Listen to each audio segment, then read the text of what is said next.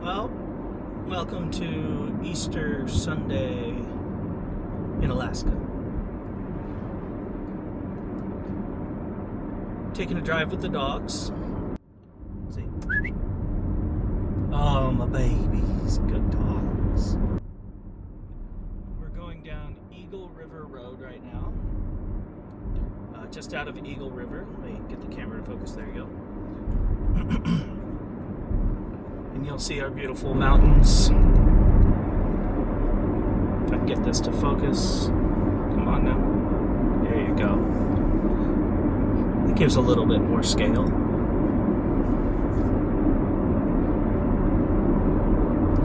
And driving 55 and 50.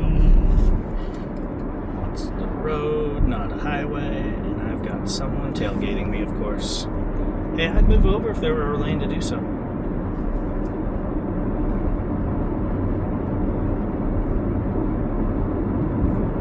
But anyway, I digress. I figured this is a nice drive to show y'all how beautiful Alaska can be just outside of Anchorage. So if you drive outbound north on highway, the highway, because we have basically one, you will get to Eagle River. And if you put Eagle River Road in your mapping software application, like Google Maps or whatnot, Apple Maps, whatever you use, you will find this road. And it goes down to the Eagle River Nature Center, Conservatory Center, one of those, where there are lots of trails that go all the way through these mountains. Mountains, Gandalf, mountains. And I do like to hike these trails. They are right down the road from my house. Literally just drive down this road. There's the wilderness, there's the mountains. There it all is. This is my favorite time of year when it comes to the mountains.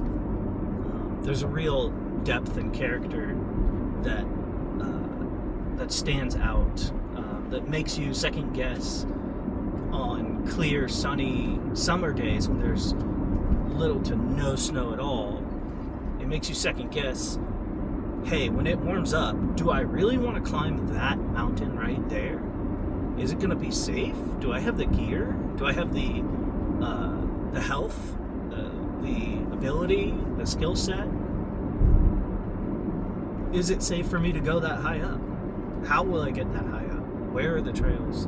And really to think carefully about your choices, because Alaska seems like basically like another Colorado. You get there, you know, the people are they're U.S. citizens, right? We're all just what you'd expect of the average person, though maybe more on the conservative side, I guess, compared to the lower 48. And you just think, okay, well, yeah, just another normal day, meeting new people, you know, grabbing some gear, going for a drive, and out here you see all the mountains, but the scale, you won't understand the scale. From down here, these mountains, well, this time of year they really do look quite imposing. But most of the time, the mountains don't seem all that scary. It seems like they're more like peaks. So, you know, you go to Denver or Colorado City and you're at a high elevation already, you know, Mile High City they call Denver, right? And then on top of that are some peaks that look like this. But what you need to realize in Alaska is that these aren't peaks, these are the whole mountains. There are no foothills before the mountains, like in the Sierra Nevadas, like in Colorado. You don't climb a mile in elevation on a road and then get up and then start climbing the peak of the mountain. No, you have to climb the whole mountain. There's very few roads that really go very high up. And these mountains are, well, they're not everywhere, but most of the places that you would probably visit in Alaska are extremely mountainous. And this is it. These are those mountains. Pull over for a second, let this tailgater go by. It's not like I was driving slow.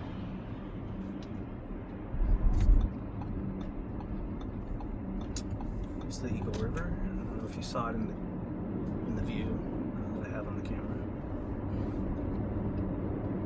And we're getting toward the end of the road through this canyon.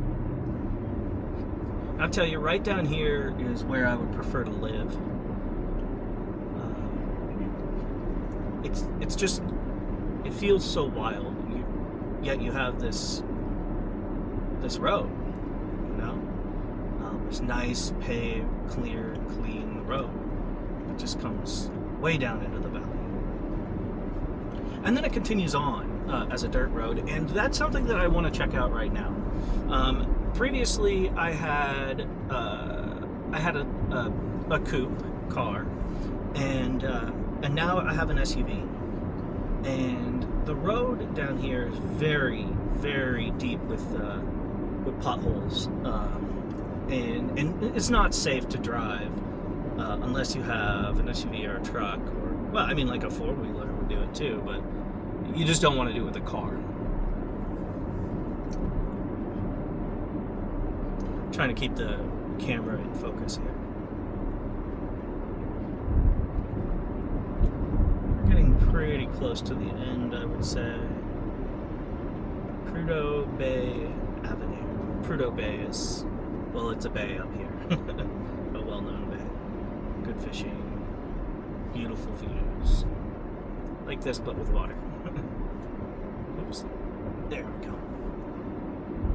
I mean, it's just massive. From where the camera is, you can't tell. But from back here, sitting behind the wheel, the top of the mountain's at the top of the windshield. And remember, a windshield has pretty good visibility up above. And I mean, you know, a regular windshield, not like a Tesla Model Y or X. Trying to keep those mountains in view. It's kind of difficult. There we go. I am just using my phone, so. Yeah, no, the depth and character of the mountains this time of year is spectacular, and it can't be beaten any other time of the year. When they're completely white and glazed over in the winter, that's a sight to behold. It's very interesting to see so much snow sticking to such a steep surface, just filling all of the gaps. And in the summer, they're very beautiful. They get quite green. And only the tops of the mountains are, just the very peaks, are just rocky. Almost no foliage.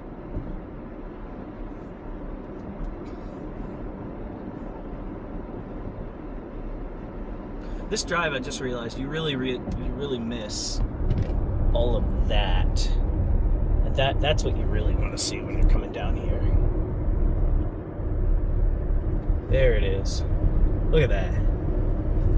Here we go. Just incredible. Absolutely incredible. What an Easter. A beautiful day. Oh, come back into focus.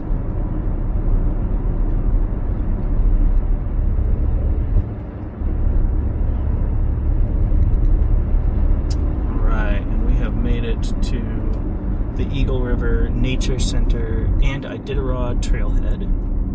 I don't believe the Iditarod comes through here anymore, or if it does, you know, they changed the route, so it's possible that it just doesn't always. This camera really likes to get blurry on me. So there's the Nature Center. That they've got a lot of taxidermied animals donated, and the trails are just incredible.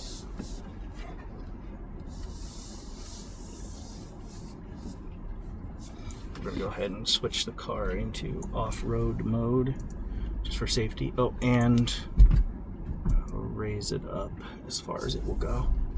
There we go. All right, it's going to get bumpy.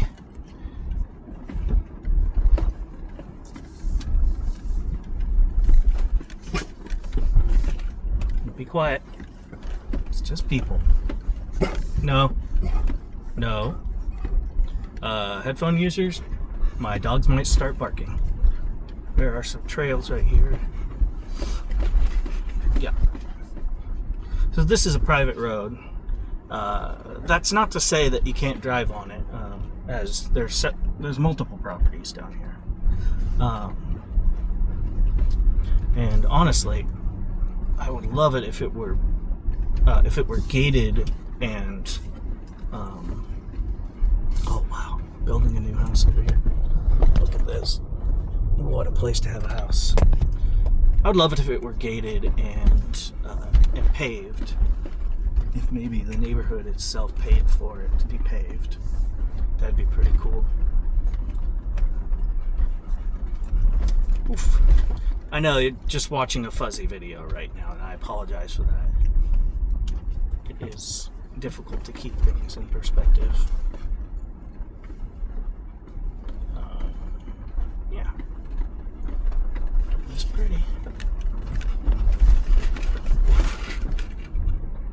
There, let's see if that auto focuses on what is out there. You could see the camera shaking because of the bumps.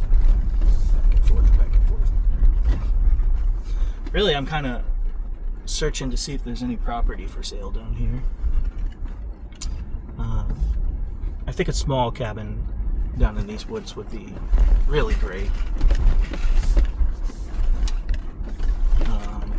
Say my wife and I moved out of Alaska, maybe someplace warm, then we could have a cabin here. We could chase the snow, or we could chase the sun.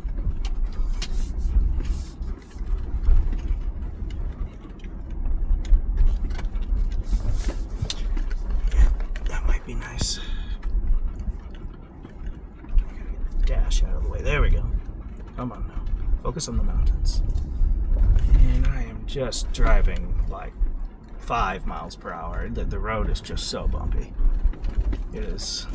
It's like a Jeep trail, really. And not a well taken care of one. Alright, a few more houses down here. There was a house down here that my wife and I almost bought. Well, not almost bought, but I was highly considering it. I think it was just a bit far for my wife to live down here. But I believe it's this house right in front of us. I can turn. Let's see. That house. Big cabin.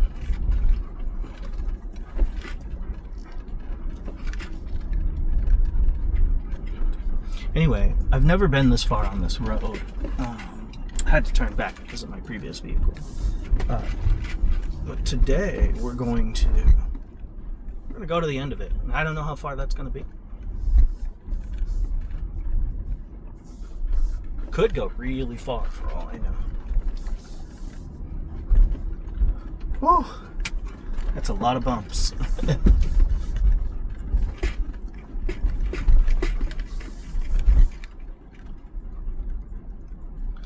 And this suspension's a bit stiff. We'll say.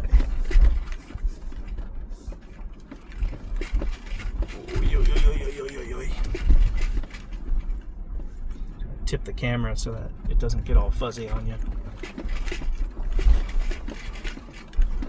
Woo! There's a paved driveway back here. It's nice. Yeah, if I lived down here, I would definitely get an old skid steer, a used skid steer, and I'd clean up this road. I'd get rid of all these bumps myself. And it's muddy. You'd kind of want it to be gravelly. By roughing it up, the rain and any water that crosses over the road would wash away the mud, leaving behind rocks. Oh, that's a big puddle. I don't know what's in there. Not bad. This is getting really rough, but luckily this air suspension allows me to bring my car up, to raise my car up quite a bit. Woo! What a road. What a very interesting road. What's this sign? Is that a horse? Horse crossing? That's good. I like horses. Man, this just goes way out here. I don't see anything for sale. Now, that doesn't mean that it's not, just that I don't see it.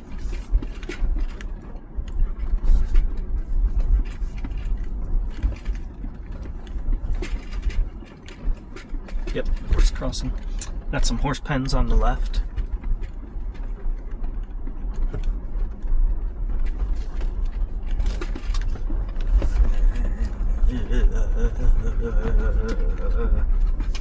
Bumpy.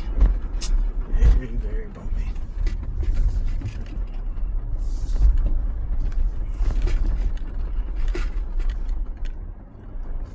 I zoom out.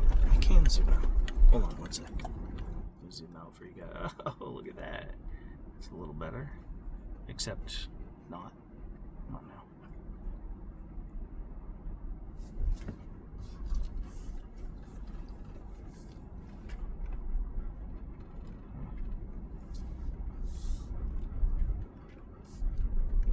It's a very pretty house down here. It'd have to be completely off the grid because this road is not maintained by the county, well, borough. We have boroughs, not counties here in Alaska. But anyway, yeah, it's not maintained. There's no, you have to have a well, which is fine because the water in Alaska is all super clean, almost everywhere. I guess I will zoom in there. At least it'll stay in focus. Hopefully. But yeah, you have to have a well, septic system, all that stuff set up yourself. And honestly, that's how most houses are, even as long as you're like outside the major city limits. Then you're not connected to the city.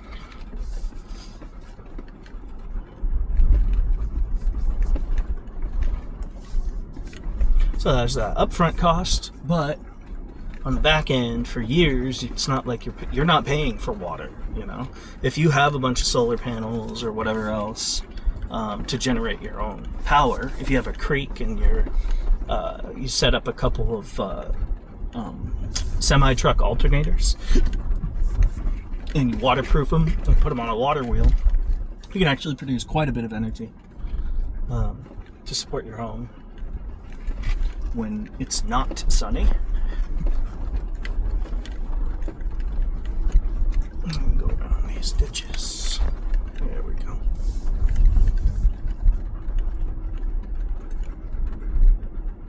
The road is narrowing a bit.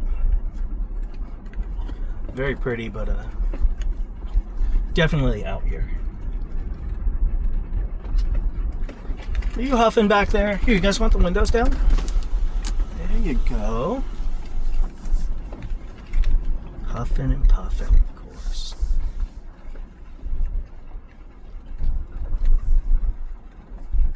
Alright, so comment down below. What do you eat on Easter? Do you celebrate Easter? A lot of people will celebrate Easter, even though they don't necessarily go to church, you know, all the time. They're kind of Easter and Christmas, and the rest of the time, you know, maybe we just pray, read the Bible, you know, because we've been to church for years and years, and maybe the message doesn't really hit as hard anymore. And, you're kind of discovering God's truth in your life more than in fellowship with a larger group of people. But maybe none of that. Maybe you're agnostic, or you're atheist, or something else, another religion, and that's fine. You know, you are what you are. That's not what I am, but that's okay. Comment down below. Let's get some comments going. I don't think that we need any arguments. And if I come back to this video, which I don't really go back to my videos too much, but when I do, if I visit it and I see some stuff that I don't really think is very nice, then I'll just delete it. So just so you know, it won't be worth it. It's never really worth it. Let's just be nice. Hey, it's Easter, huh? Okay. So what do you eat on Easter? Do you enjoy a ham? A lot of people eat ham on Easter. That's good. That's like kind of traditional. Like ham on Easter, turkey on Thanksgiving, ham or roast on Christmas, right? We're doing short ribs. And we can do short ribs. We can do a ham whenever, technically. But we don't have a bunch of people to feed. And, you know, ham is great, but we're doing some short ribs. And then I'm going to take, I'm going to make some gravy out of the juices. But I'm also going to save some of that I won't need to make gravy with. So I'll add some more water and probably some port to the onions and garlic and chilies and everything else that I have in there. Wow, Jesus, look at that. Jeebus. Oh, I guess you can't really see how nice, how you can't see the scale of it. It's big. So if I zoom in all the way over there, it's like you can see the trees back there. So that tells you just how big all of that is. All of that. All right.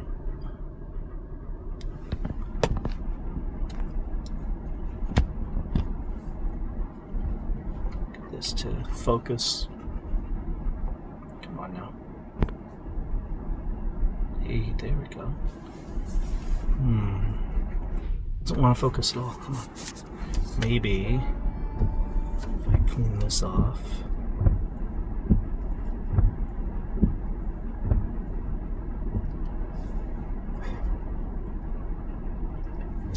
Let's see if that does it. Should focus. I don't know why it wouldn't. Just having a hard time deciding what to focus on now. Ooh, bumpy! Comment down below if you've been to Alaska. Comment down below if you live in Alaska. Comment down below if you think that there are better mountains in the world than Alaska. My favorite mountains are the Yosemite Valley. It's just really fond memories of being in the backcountry around there and just being in Yosemite Valley. And so you know, I have a natural attachment and bias toward Yosemite Valley and Yosemite in general, but Alaska's grown on me. It really has.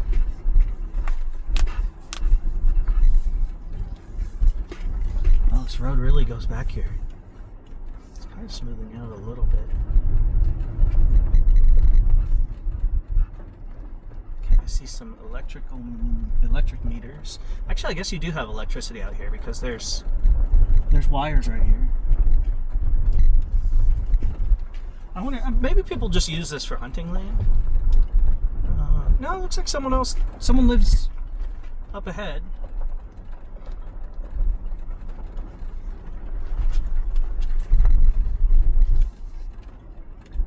This might be the end of the road. Maybe.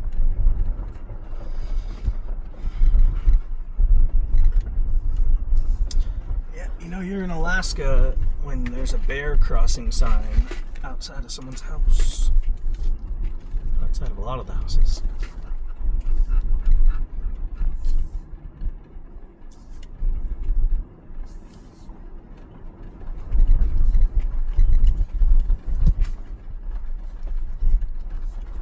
Ooh, 7 miles per hour. Breaking the speed limit out here. It might be about as fast as I can go. Imagine. Is that a lake? Maybe a... Oh, no, that's someone's roof.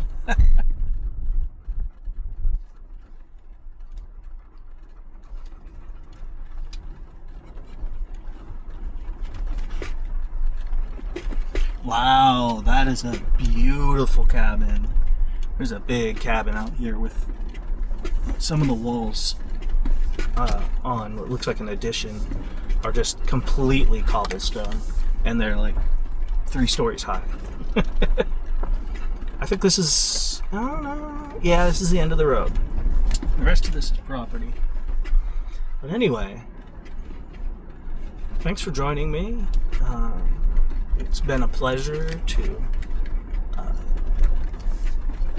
show you guys a little bit of Alaska, and I hope you enjoyed it. And you know, if y'all have any questions or any particular interests that you want to talk about in the comments about, hey, what's it like? Do you have electricity and running water? Yes, we do. We have neighbors. We live in a neighborhood. How often do you see a moose? Oh, it could be every day. It could be months in between. Sometimes it's one, sometimes it's the other. What about bears? I see those less frequently. They seem to become very human aware. The moose don't care. You get near it, and it doesn't like you, it's going to pound you into the ground.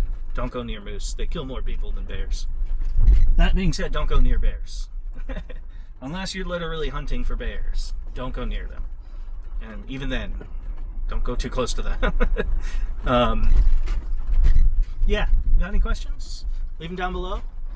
And have a great Easter, or whatever day it is when you watch this.